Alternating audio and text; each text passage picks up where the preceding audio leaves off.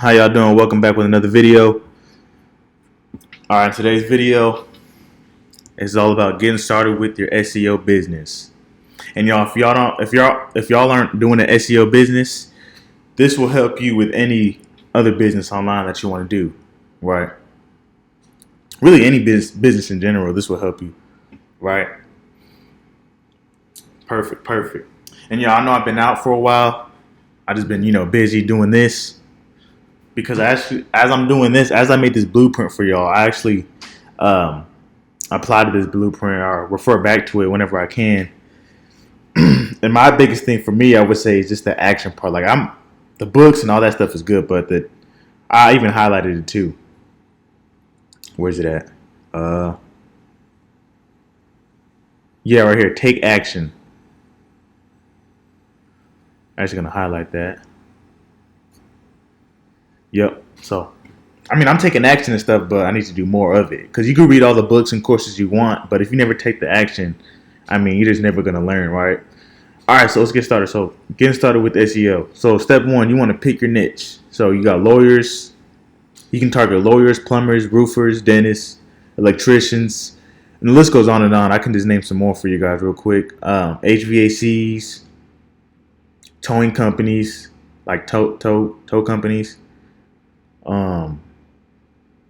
What else?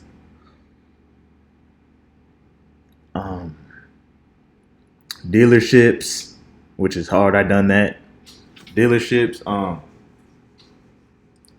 The list just goes on and on and on. Dealerships. Landscapers. There's just so much stuff, right?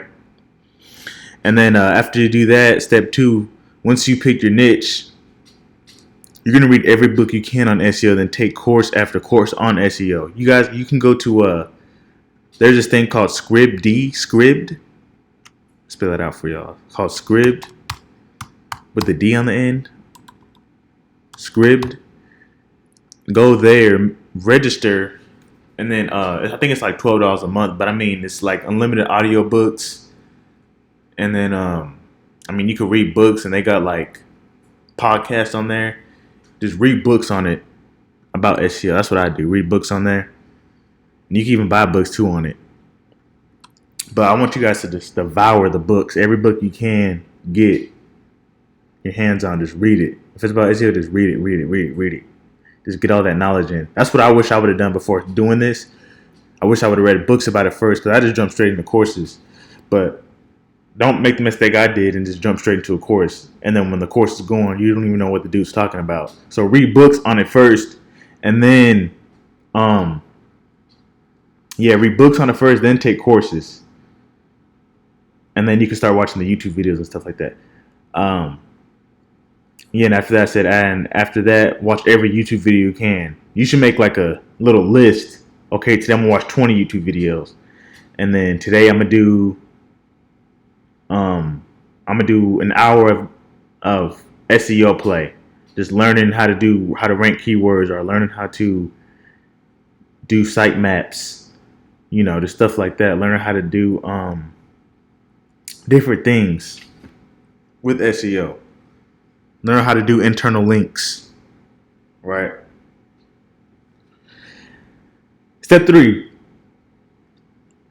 Most crucial step is to take action, actually applying the skills that is needed. Now, guys, for step four, some people say 1 to 3 months. Not 1 to 3 months. Yeah, 1 to 3 months. Trying to get your first client, but that's already if you have a little bit of knowledge with the SEO, like you've been studying for a while and you already got the skill. You just want to advance it further. If you have no skill at it all, I say 6 months. 6 months.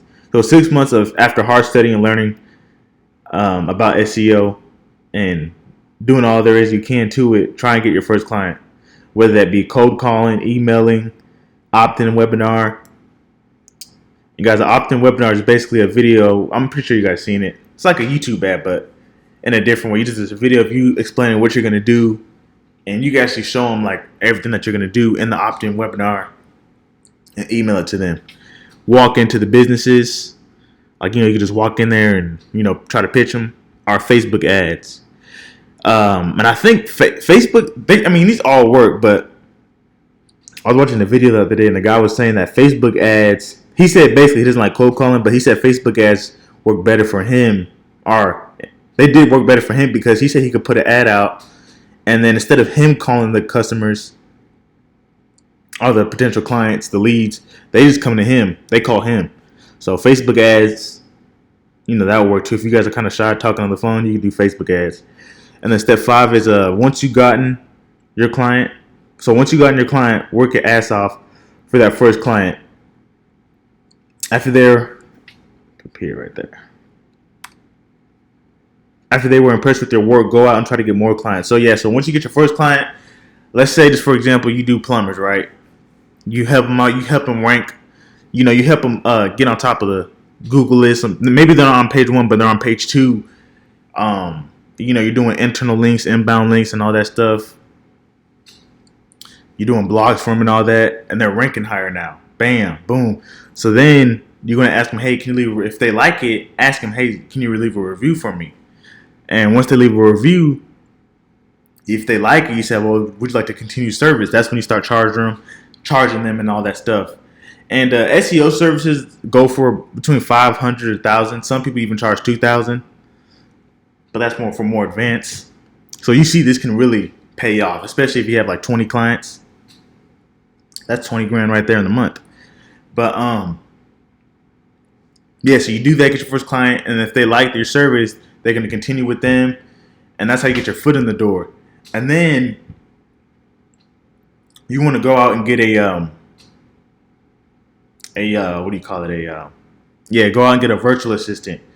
So go out and get a virtual assistant. You can literally just go online and type in I think you can go on, not Fiverr, but there's different, you guys can just look it up. There's different platforms where you can hire virtual assistants. Me personally, I would hire someone like in the Philippines. I do like a Skype call with them and make sure they can hit, there's no language barrier really. You can understand what they're saying, they can understand you. So that way there's no confusion. And then you're going to hire a virtual assistant who can do the work. And you could like give her tasks like, hey, can you make me a sitemap? Or can you, there's different stuff. Matter of fact, I'm going to show you like what you can tell your